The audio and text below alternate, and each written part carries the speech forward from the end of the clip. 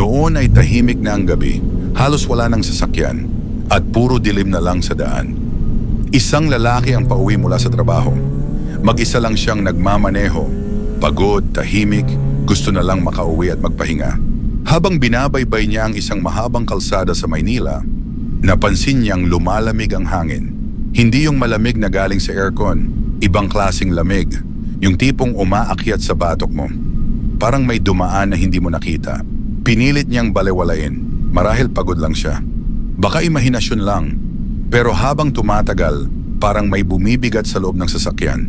Hindi niya maipaliwanag, hindi niya makita, pero ramdam niya parang may nakaupo sa likod.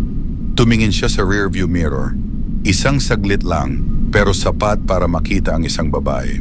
Maputi ang suot, mahaba ang buhok, hindi gumagalaw, nakayuko lang, at sa isang iglap, nawala rin siya. Napalingon siya agad.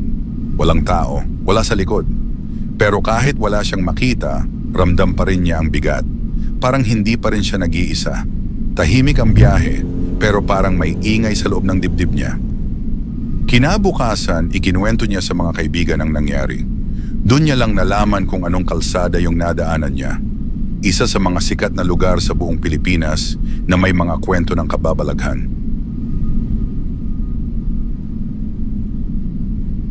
Sabi nila, may isang babae raw na namatay doon matagal na.